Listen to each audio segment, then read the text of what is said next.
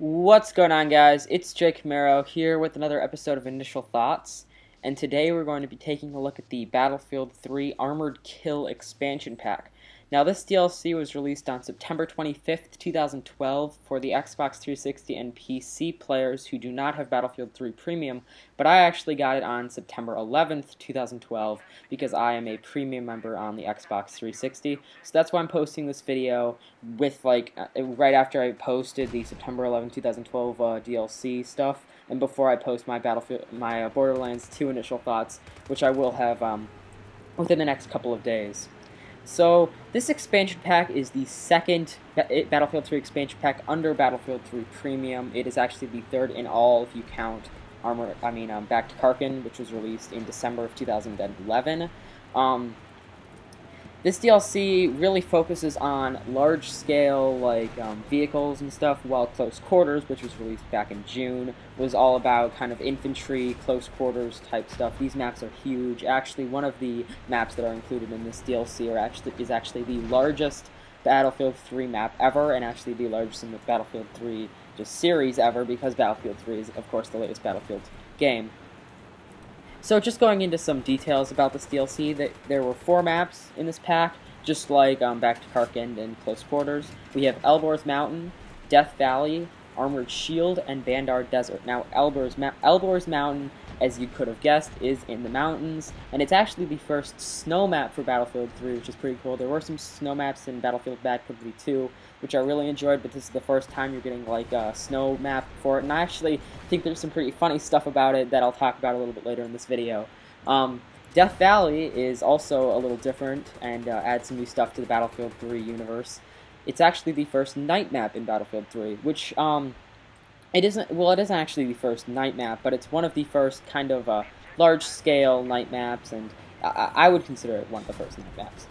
But really, there's not really a ton about it because unlike Terran Highway, which is the other night map, it doesn't decrease your vision any more than it doesn't decrease your vision as much as that map did. So I think that although it is a night map and that's pretty cool, I don't think it really changes the experience of that map at all. We've also got Armored Shield, which you can see me playing on right now. I'm in the tank destroyer, just like destroying a bunch of bad guys, and I'm playing against the Ranger 99, who is not in this commentary, but he is in the video. And we tried to join the server and be on the same team, but he ended up being on the enemy team. And he kind of challenged me to see if he could kill me. I think he eventually does, but not after I kill him like 5 or 6 times. So Bandar Desert is the final map, and it's actually, like I said, the largest map in Battlefield 3. It's kind of like a desert-type mountainous map, and I haven't really played on it that much because I'm playing on the Xbox 360, and of course they have their 24-player cap, and the PC, of course, has their 64-player cap. So you can see more of the map on PC. It does kind of like slim down the amount of areas where the capture points are and where you spawn and where you can go. So it isn't as cool and as large as it would be, of course, on the PC, but I still think it's a pretty cool map. This expansion pack also added some vehicles, which was pretty cool. Unlike the Close Quarters DLC, which came with weapons, this actually does not unlock any weapons, but it does come with a fair range of vehicles.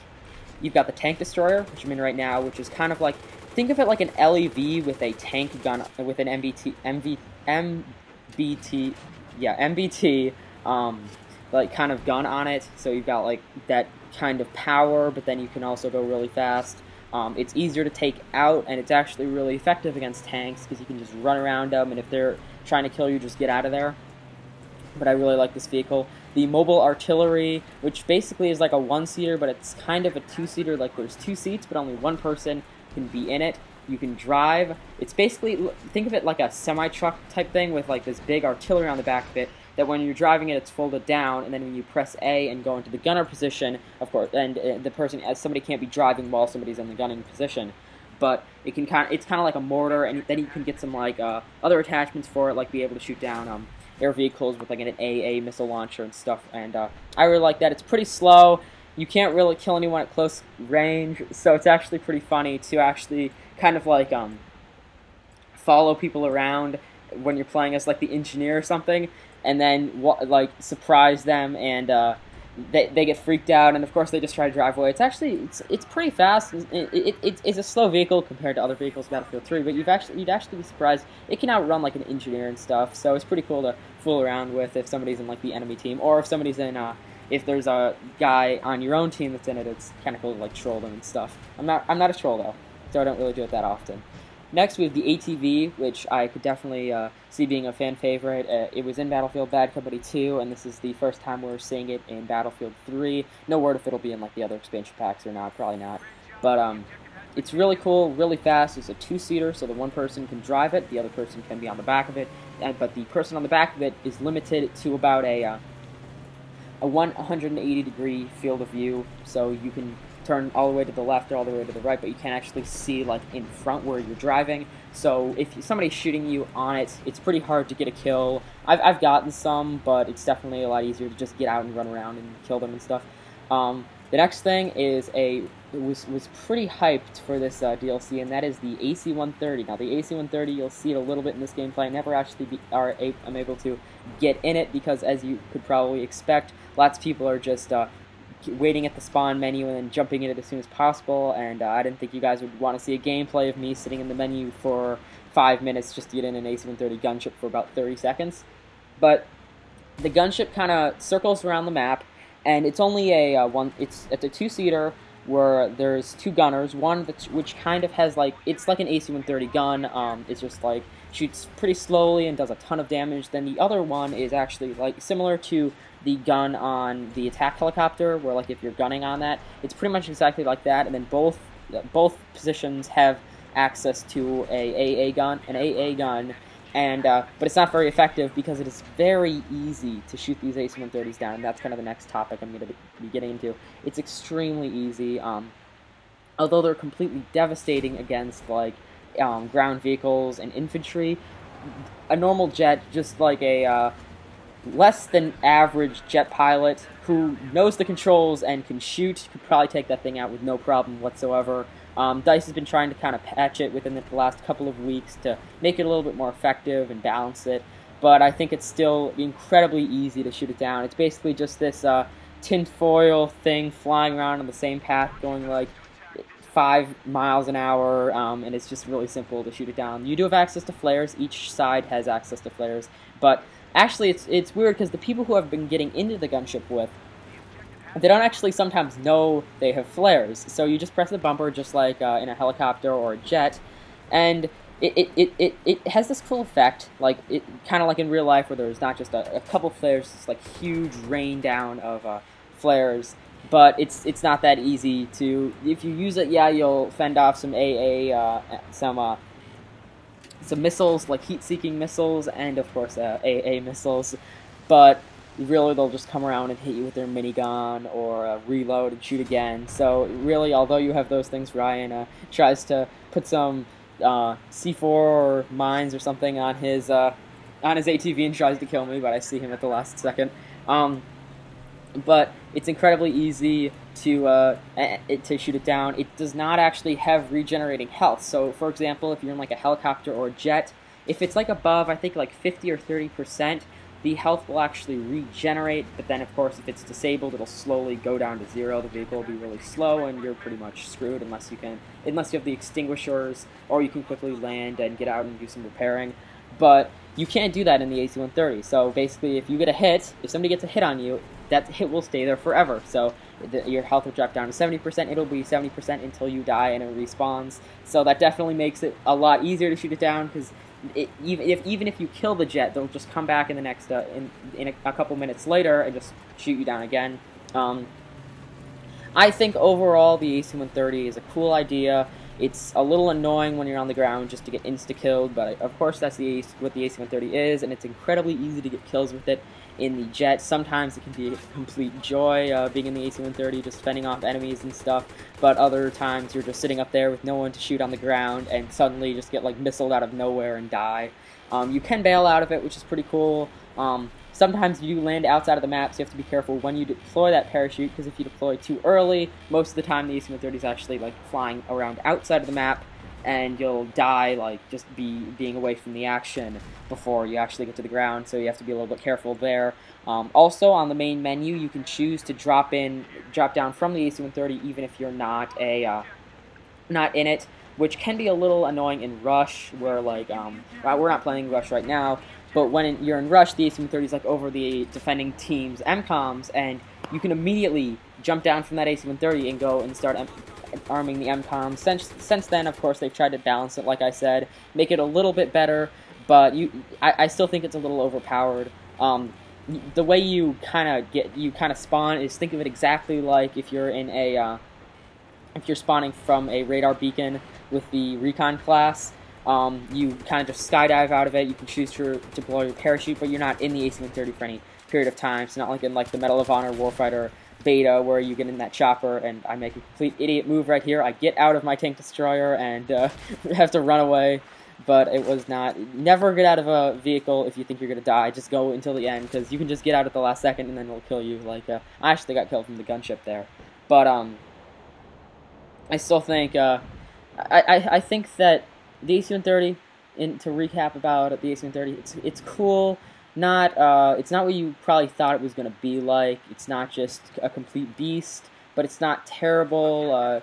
You get pretty much like 15 seconds of glory, and then you die and have to wait for it to respawn again. And the way you get in the AC-130 is it's basically just like a...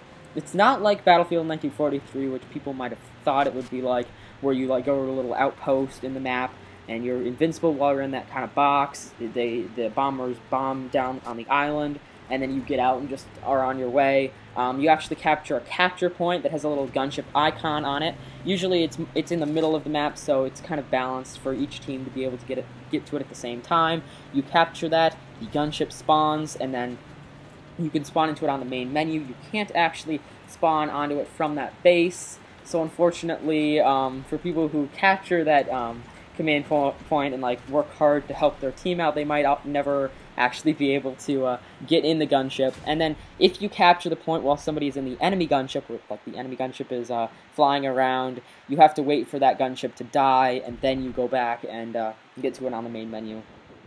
All in all, okay, I would suggest trying it out, but it's not something I do a lot. I think it's a lot more fun to just go around on the ground. So that's pretty much the vehicles in the expansion pack. Next, we have the assignments. Now, of course, in all the Battlefield 3 DLCs, there's been assignments, but this is the first time it's not actually weapons.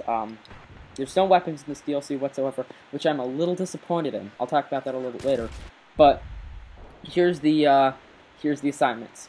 So the first assignment is Wired Attack, and it unlocks the Tank Destroyer TOW, and you have to destroy 10 tank destroyers and 1 mobile artillery. Pretty easy. Just play on Conquest and get kills.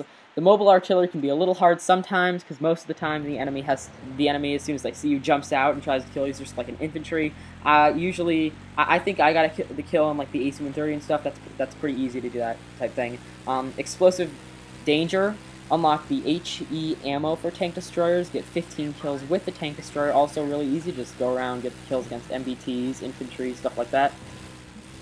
Next is Need Repair, and you unlock the Tank Destroyer Firing Extinguisher. And right here, I kind of going a little too fast and smash into stuff. I smash into something with my ATV and die instantly. But not the best move on my part. But you have to repair 20 friendly vehicles, and you have to repair it when an enemy is inside of that vehicle. So you can't like just go up to some random vehicle just sitting there partway destroyed. There has to be an ally in it. So sometimes that can be a little annoying, but most of the time I just went around following Ryan, was on his squad. It doesn't have to be in the squad, just on the team, and it's pretty easy if you just play Engineer at Latin. Like, I think the best thing probably to do is just to follow around a tank destroyer and get out when it needs health. So the next is Rocket Specialist, and unlocks Airburst for mobile artillery. Now the mobile artillery, just the normal mortars, are extremely hard to get kills with. So the requirement for this is to get 10 kills with the mobile artillery, but until you get what you unlock next, with the next assignment I'm going to say in a second, I wouldn't suggest trying to get kills with the mobile artillery, because just getting it with the normal mortar is pretty hard, unless like maybe you're outside of like a capture zone, there's a bunch of guys trying to capture it, or in Rush. I actually don't even know if the mobile artillery is even in Rush. But just go around, try to shoot towards large pockets of enemies. It takes a lot of trial and error, definitely, to get kills with it. Right here, I see a mobile artillery, and like I said, the guy just gets out of it immediately. So you actually, it's a little hard to get kills with it. So the next is anti-air support. This is the last last assignment, and it unlocks the anti-air missiles for the mobile artillery. And I think this is the strongest point of the mobile artillery. It's really nice to just get kills with it against air vehicles, and I really like that. I think that that's its main feature, and without that, it's pretty weak. You can get an odd kill, but it's definitely very hard to do. And with that, you have to get 15 kills in the gunship. Completely easy. Just go into Rush or Conquest and get in it, and then just immediately start spraying people. You might have to try a little bit because, like I said, you die really fast. So within 1 or 2 lives, you'll be able to get that in no time. And then with that anti-air missiles, then you can go back and get the extra 10 kills. The mobile AA is really nice for taking down the gunship because you can just fly around and shoot at it. It takes a little while for it to find you. Eventually, the AC-130 will see you and shoot at you, but then you can just run away and stuff. So that was really easy for me to get kills with it. So the assignment's pretty easy. I got them within the first day of the game being released. It's pretty much just you play. There's nothing like skillful, like some ridiculous challenges with one of the premium camos a couple months ago where you had to get like just these crazy like 50 Claymore kills or something like that for PKP Pecheneg skin. But the thing I don't like about the assignments for this DLC is you can't take anything back to the base game. With this DLC, there is absolutely nothing except save for the dog tags, which you like unlock immediately once, not like the premium dog tags, but the ones you unlock immediately as soon as you purchase the DLC. So this is a very separate experience from the normal pack. I think I'm a little disappointed with this, because with the Close Quarters DLC and the Back to Karkin DLC, if I didn't have a friend who had that DLC, I could still kind of experience parts of it. I could get those weapons and then use them whenever. With this, you can't use the ATV or the AC-130 or the Tank Destroyer in any of the other maps. So the entire experience feels very, very detached from the base game, because there's nothing to take back to it. I think that if they could have had maybe upgrades for like vehicles that already exist, like the MBT or the LAV, I think that would have been pretty cool. Not like huge things that like change the tide of the battle, but just smaller things that at least you could like play the DLC when you're not actually playing the DLC. Because I love the Close Quarters and Back to Karkin weapons. As you can see right here, I'm using the MTAR-21. And I really like just going into other maps and playing it with my friends who don't have the DLC. I've actually given the weapons to some of my friends to try out, like commit suicide, or they just follow me around until I die, and they can use it and try it out, but there's nothing to take back to the base Battlefield 3 game, which I hope for the next expansion pack, which is Aftermath, coming in December. I hope that there'll be something to kind of take back to the main Battlefield 3 game and make it like it's an expansion pack, which I like so much about Close Quarters and Back to Karkin, because I can use elements of that DLC without actually wanting to go on the maps. I haven't played Back to Karkin maps in months, but I've been using the weapons quite a bit. So next we have achievements. Now, I don't know if there's achievements on the PC, but there's achievements on the Xbox 360 and trophies on the PlayStation 3. I'll say like both of them. The first one is Death from Above. Get a kill with the gunship for 20 gamer score, or it's a bronze trophy on the PlayStation 3. And this is extremely, extremely easy. It's like it was the first achievement that I got. You just get up there, fire a couple bullets, and kill someone. So, really easy achievement. I personally don't think it should have been 20 gamer score. I think that's a little too much, but I'm not complaining. That's extra gamer score and stuff. So, next, you have to destroy the gunship, and that's 30 gamer score, or a silver trophy. Also really easy. Just get in a jet or a helicopter, go up to it, and shoot it down immediately. Roadkill, get a kill with the quad bike. This can be a little difficult. It's not as hard as the Like a Boss achievement from the Back to Karkin expansion pack, where you had to get a kill with the skid loader, which goes like 2 miles an hour. In this, you use the ATV and run over someone, which I did pretty fast. Just go around, find someone who, try not to have him be an engineer or a support guy, because they can like put down claymores and C4 and stuff and kill you pretty fast. But if it's just like a recon or assault guy, just try to surprise him and destroy him. I actually was able to get it in a rush game mode, where like the enemy's running up to you and you kind of just surprise them out of their flank and get a kill pretty quickly. The next one is superiority. Win a round of tank superiority, and that is 20 gamer score or a bronze trophy. And this just takes a little while. Sometimes it can be a little frustrating because the games can go on for a little while. I was in the game that I won. This took about 45 minutes to an hour, so it just kind of depends what server you're in. I suggest just trying to find like a team that's really good and go in. It definitely is a little bit it's a little bit of teamwork. You definitely have to be on a team with some good players on it, but you can get this achievement pretty quickly. It just depends how much time you want to put into it. You don't have to be in the game the entire time. Like, you don't have to spend all of your time in the game. Right there, I try to kill that mobile artillery with my. I try to put down some like landmines, or actually use my repair torch with the engineer. But I forgot that I had the EOD bot already equipped. But as you can see, it's pretty fast. This thing's disabled and it's like flying. But back to the point. You don't have to be in the. You can just start the game in progress, and it's pretty simple to get. I think you also get a ribbon as well, so that's pretty cool. Then finally, get 10 kill. Destroyer. Get 10 kills with tank destroyer and mobile artillery, and that is 30 gamer score or a silver trophy on the PlayStation 3. And that is just pretty easy. I actually got it in the tank superiority game. Just go around. It's pretty easy to get with that assignment that I was talking about earlier. And usually the kills probably won't. Well, the kills with the mobile artillery took me a while. The kills with the tank destroyer I got immediately. With the mobile artillery, just use it when you're doing the assignment where you have to get that that one like attachment thing for the mobile artillery. You can get those at the same time. So all the achievements are pretty vehicle focused. There's not any like map progression or anything like that. There's no like get 10 kills with each weapon or something like that. Of course, because there's no weapons in this DLC. But the achievements add some gamer score to it. I think my gamer score actually for Battlefield 3 is past 1,000 right now. So they've added quite a few achievements since the game was released. So that's pretty much all the content you get with the Battlefield 3 Armored Kill expansion pack.